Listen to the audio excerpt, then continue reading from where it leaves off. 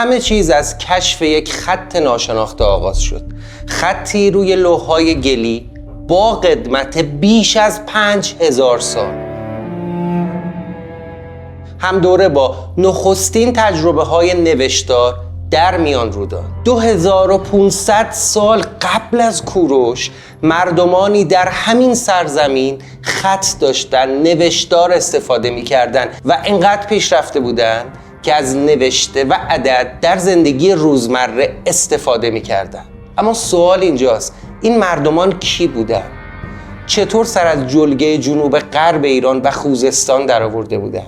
این مردمان متمدن دارای خط نسبتی با ساکنین اولیه زاگرس و فرهنگ زاگرس نشینان باستانی داشتن یا نه؟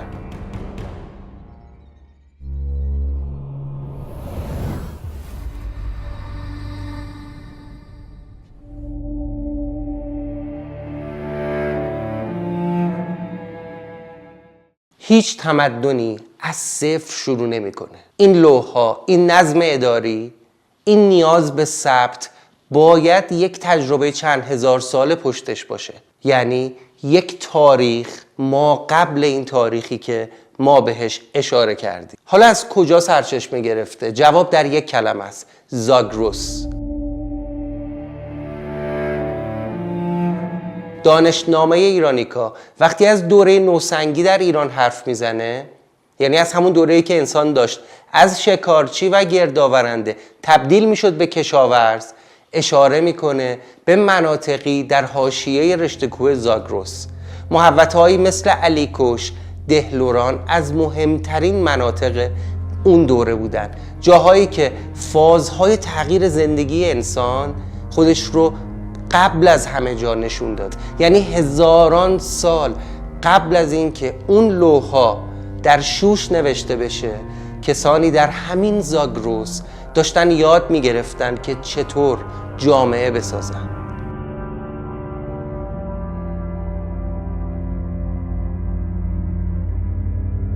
حالا سوال اینجاست، اساساً انسان چند هزار ساله که داره در زاگرس زندگی میکنه؟ این فرهنگ گم شده که به خط منتج شده چند هزار سال تجربه پشت سرش بوده.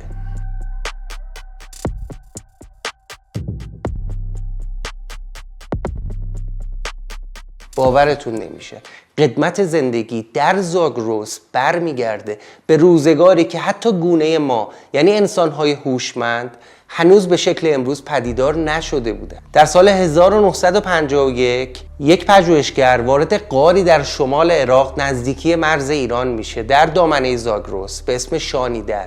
چیزی که اونجا توی غار پیدا میکنه تاریخ رو تکون میده. اسکلت های ناندرتال با قدمت 65 تا 50 هزار سال پیش. اما اون اسکلت ها مهم نبودن. اطراف یکی از اون اسکلت ها غلظت غیر عادی گرده های گیاهی کشف شد. بقایای گیاهان دارویی و شواهدی از حضور گل های رنگارنگ جسدها قرار گرفته بود. سلگی نتیجه گرفت که این ناندرتال ها مرده هاشون رو با گل دفن کرده بودن. یعنی 60 هزار سال پیش موجوداتی حتی قبل از انسان هوشمند مرگ رو فهمیده بودن و شاید به حیات پس از مرگ هم باور داشتن.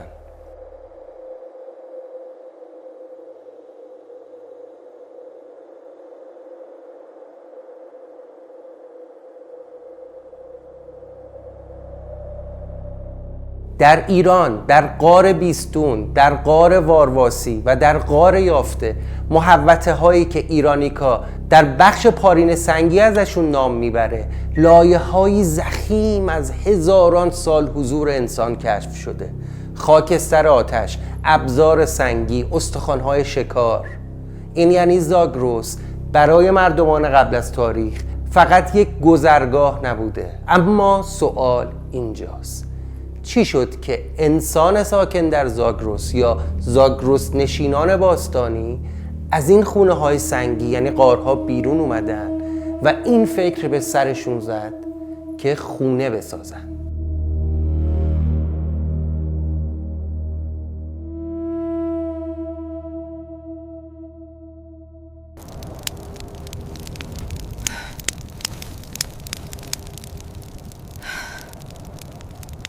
وقتی برای غذا لازم نباشه هر چند وقت یک بار جاتو عوض کنی، میتونی به ساختن خانه و یک جانشینی هم فکر کنی. در نزدیکی شهر مهران تپه‌ای هست به اسم چغاگلان. پژوهشگرانی که اینجا کاوش میکردن با یه نتیجه غیر منتظره روبرو شدن. آدم‌های ساکن در چغاگلان دانه‌های گیاه‌ها رو نگه می‌داشتن، می‌کاشتن و از اون گیاه‌ها برداشت می‌کردن. یکی از جاهایی که انسان هوشمند برای اولین بار ایده کاشتن گیاه رو بهش رسیده دامنه‌های زاگرس در ایرانه. وقتی لازم نباشه هر چند وقت یک بار جاتو عوض کنی، میتونی به ساختن خانه و یک جانشینی هم فکر کنی، به اینکه آتش جای مشخصی در اون خانه ها داشته باشه، دانه ها و گیاهان جای مشخصی داشته باشن و این یعنی نظم داره شروع میشه.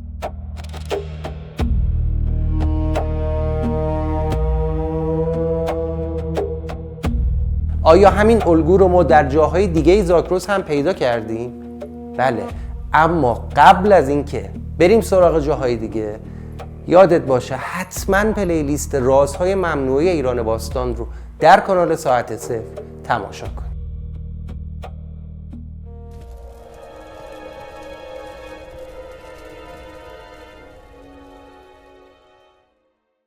در نزدیکی کرمانشاه در اواخر هزاره نهم پیش از میلاد، یعنی 11,000 سال پیش، پژوهش‌های ژنومی روی استخوان‌های بز در گنج دره و تپه عبدالحسین اثبات کرد که بزها در این منطقه در این دوره تغییراتی داشتند که با بزهای وحشی متفاوت بودند. به زبان ساده بز داره اونجا اهلی میشه و این یک لحظه مهم و یک تحول بنیادیه.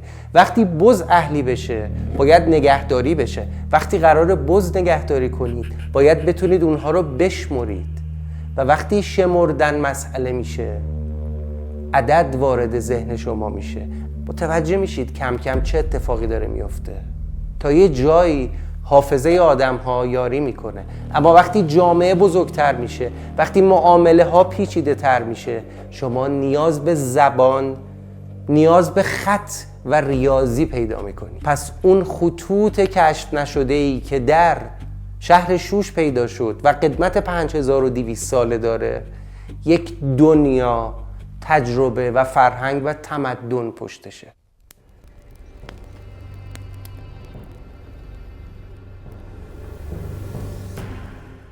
در دشت دهلوران و سایت علیکش شواهدی به دست اومده که یه فرق بزرگ با سایت قبلی که براتون گفتم داشت. چرا؟ از اونجا که دانشمندان خانه‌های باستانی رو پیدا کردن که دقیقاً روی محل خانه‌های نسل قبلی ساخته شده بود و این برای چند دوره تکرار شده بود. تصور کنید خانه‌ای فرو میریزه، پسر همون خانواده روی همون نقطه، روی همون دیوارها دوباره خانه میسازه و این یعنی اینجا خونه منه و اینجا زمین منه. اگه امروز کسی برگرده بگه این خاک، این سرزمین ایران ارث پدری منه، مال بابامه، مال اجدادمه، داره درست میگه. ما دست کم 12,000 ساله داریم روی این خاک زندگی میکنیم و جایی هم نمیریم.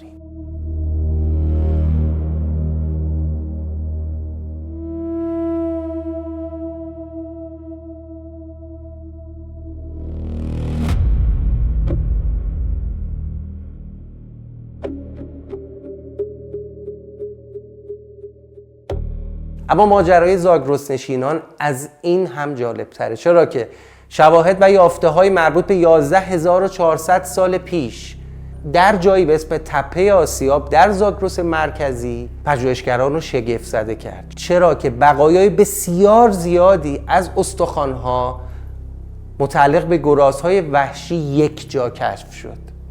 پراکنده نبود، اینور اونور نریخته بود، نه، مشخصاً در یک نقطه خاص بود، در مرکز یک فضای مشترک در دهکده با چیدمانی خاص روی زمین. شاید مثل یک حجم، شاید مثل یک طرح، شاید نشانه ای از یک خدای باستانی بوده. سوال پژوهشگران اینه چرا باید بخشی از شکارت رو، بخشی از مواد غذایی که میتونستی بخوری رو در یک نقطه خاص بذاری؟ آیا جشن بوده؟ آیا قربانی و پیشکش به خدایان بوده؟ آیا عهد و پیمان بوده؟ یا نشانه ای از تقسیم منابع میان گروه ها؟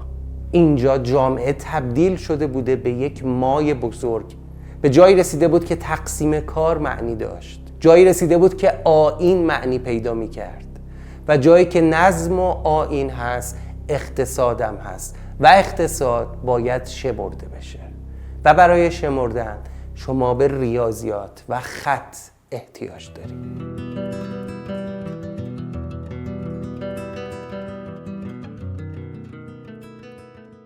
حالا بیایید برگردیم به سکانس اول، به اون لوح گلی اول ویدیو.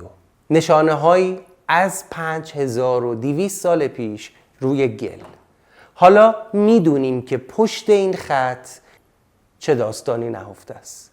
اون نوشته ها حاصل هزاران سال تجربه مردمانی بودی که ما اینجا ازشون به عنوان فرهنگ زاگرس نشینان باستان حرف زدیم.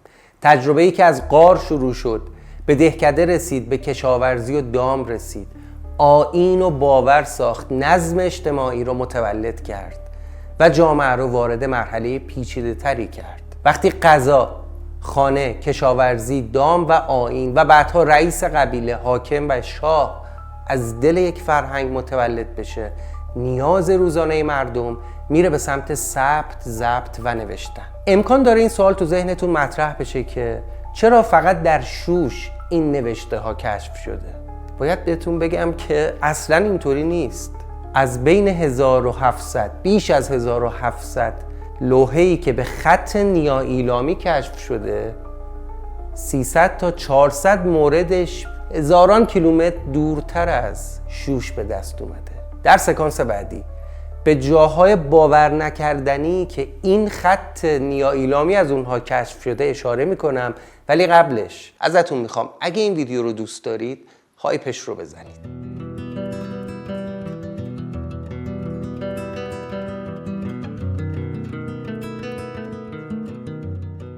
2500 سال قبل از کوروش این سرزمین که امروز بهش میگیم ایران خط و زبان داشته، ریاضی میفهمیده. در منابع آکادمیک مثل نمون گفته شده که خط نیاایلامی نه تنها در شوش پیدا شده، بلکه این خط در تلقصیر خوزستان، در تپه سیلک کاشان، در تپه یحیی در کرمان، در تل ملیان در انشان یا فارس امروزی، در شهر سوخته، در تپه سفالین و حتی تپه ازبکی در استان البرز نزدیک کرج و تهران هم کشف شده. ایرانیکا تاکید میکنه که مراکز اداری دارای این نظام از شوش تا بلندی های ایران و نزدیک مرز افغانستان امروزی گسترده بوده. یعنی گستره استفاده از این خط به پهنای کشور امروزی ایران بوده. این خطوط رو وقتی به هم وصل میکنیم متوجه میشیم که در 5200 سال پیش ایران ما هم حرفی برای گفتن داشت. برخلاف نظر جامعه علمی و دانشگاهی امروز که اولین های دنیا رو به سومر و میان رودان نسبت میدن، در ایران عزیز ما هم اگر از اون دوره قدیمی تر نباشه استفاده خط، تقریبا هم دور است و بسیار قدیمی تر از مصر باستان.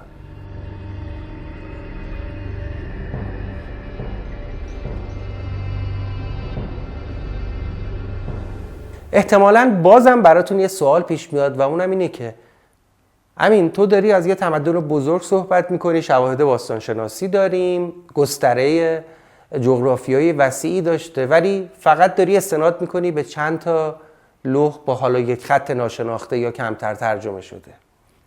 چیز دیگه ای هم داریم؟ بله. و درد ما اینجاست. درد ما اینجاست که ما از مفرق لرستان یا مفرق کاسی ها خیلی چیزی نمیدونیم. از جای جای زاگرس و جاهای بیرون از زاگرس اشیایی بیرون اومده که امروز وقتی نگاهش میکنی باورت نمیشه که تاریخ ساختشون برمیگرده به بیش از 5000 سال پیش. دهانه های اسب، سلاح ها، سنجاق ها، پیکرک های آیینی و این نقش عجیب انسانی که میان دو حیوان ایستاده و در دنیا معروفه به The Lord of Animals، یعنی ارباب حیوانات. جالب‌تر اینه که این وسیله ها فقط ابزار جنگی نبودن. ما داریم درباره تمدنی حرف میزنیم که زیورالاتشون رو، نمادهایی از خدایانشون رو، سنجاق سرهای بانوانشون رو با هنرمندی تمام از جنس فلز می ساختن، اونم 4 تا 5000 سال پیش.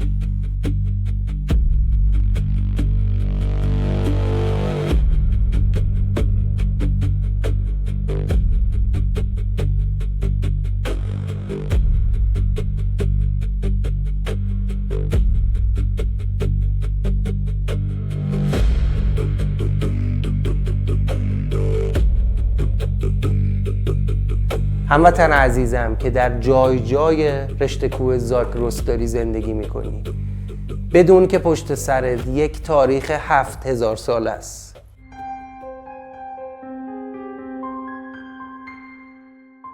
حالا یه سوال ازتون دارم، فکر میکنید معنی واژه زاگرس چیه؟ اصلا این واژه یعنی زاگرس از کجا آمده؟ جالب میشه بدونید که بعضی از پژوهشگران ریشه این نام رو به ساگارتی ها یا زاگارتی ها یا اساگراتا ربط دادن، یعنی گروهی ایران زبان که نامشون در منابع هخامنشی و یونانی به این اسم اومده. ایرانیکا نوشته که ساگارتی ها قومی کوچرو بودن و نامشون در نوشته های پارسی باستان، ایلامی، بابلی و یونانی ثبت شده. سوال اینجاست، آیا امکان داره زاگرس برای مردمان قبل از تاریخ جایی بوده بیشتر از یک کوهستان پر از غار؟ چرا که در قدیمی ترین نوشته داستانی تاریخ، یعنی در گیلگمش، اشاره شده به کوهستان سدر و به جنگل‌های کوهستانی بیرون از شهر اروک.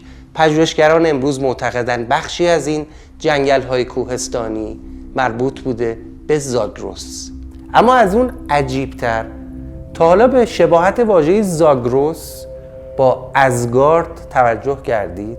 ازگارد هم محل زندگی خدایانه. در اسطوره‌های ژرمنی و نورسی از جایی صحبت میشه به نام ازگارد که کسی جز خدایان اونجا نمیتونه بره. و جالبه بدونید در داستان گیلگمش، موقعی که گیلگمش در کوهستان سدر، در کوه خدایان، با یک موجود افسانه‌ای درگیر میشه، وقتی اون موجود رو میکشه، خدایان با او سخن میگن و ازش میخوان که این کوهستان رو ترک کنه، چرا که هیچ انسانی حق نداره به کوه خدایان که محل زندگی خدایان مختلفه پا بذاره. این همین نکته جالبی بود که گفتم باهاتون در میون بذارم.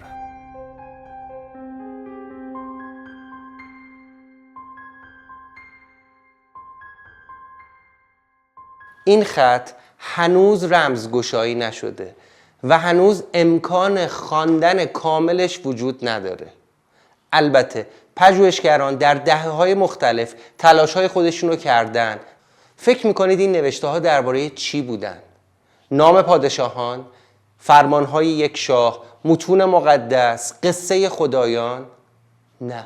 بیشتر این لوحه‌ها شبیه گزارش‌هایی بودن از خرید و داد و ستد و اطلاعات کالا، ردیف‌هایی از عدد، نشانه، لوگو برای شکل هر جنس، دام، قله، نیروی کار و شاید سهمیه کارگران.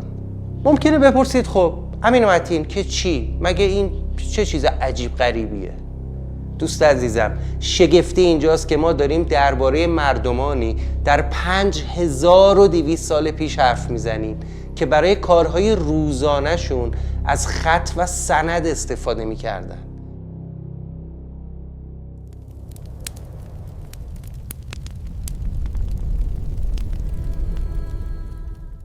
اما سرنوشت این خط نیا ایلامی چه شد؟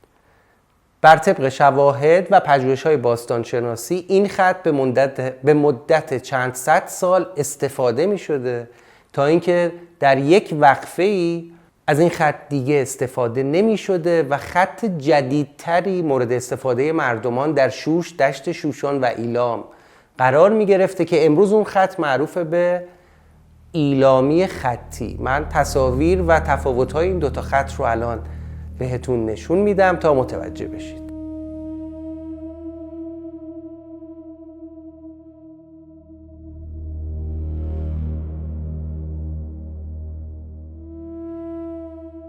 واقعا و متاسفانه ما ایرانیان خیلی از تمدن ایلام، از این شکوه زاگرس نشینان چیزی نمیدونیم. بسیاری از اولین ها در دنیا ریشه داره در ایلام و شوش و دشت شوشان.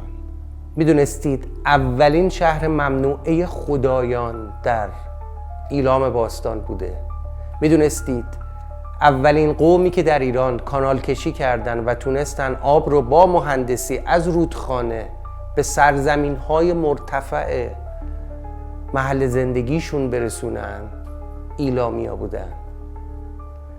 اگر دوست داری بیشتر از ایلامیا بدونی حتما پلیلیست ایلامیان کانال ساعت صفر رو هم تماشا کن. و اما کلام آخر، چرا وقتی از تمدن‌های باستانی حرف زده میشه همه مردم دنیا مصر رو میشناسن، روم رو میشناسن، سومر رو میشناسن، اما وقتی به زاگرس و اقوام نیا ایلامی اشاره میکنیم حتی مردم خودمون هم تصور روشنی ازش ندارن؟ جوابش خیلی ساده است. مصر اهرام داره، روم مجسمه و امپراتور داره، سومر خطی داره که معروف به اولین خط، یا به خاطر اینکه زودتر کشف شده معروف شده. ولی قصه فقط اینها نیست. قصه قرض و مرزه. قصه کمکاری ما ایرانی هاست. قصه اینه که وقتی در ژورنال های باستانشناسی، در بحث های علمی به مواردی از ایران برخورد میکنن از روی ایران میپرن. قصه اینه که تاریخ، تمدن و فرهنگ این سرزمین قربانی سیاست‌های داخلی و خارجی شده.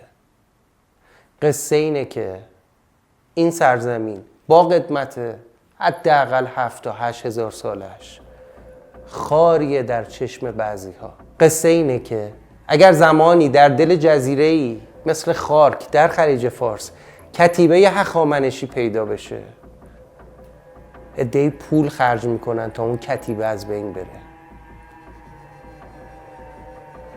قصه این درد هموطن و من و تو به عنوان شهروندان این کشور که هیچ قدرت اجرایی و تصمیم گیری نداریم، تنها کاری که میتونیم بکنیم اینه که با چراغ به جدال تاریکی بریم. برای غلبه بر تاریکی شمشیر نکشیم، چراغ روشن کنیم. شب و روزگارتون خوش.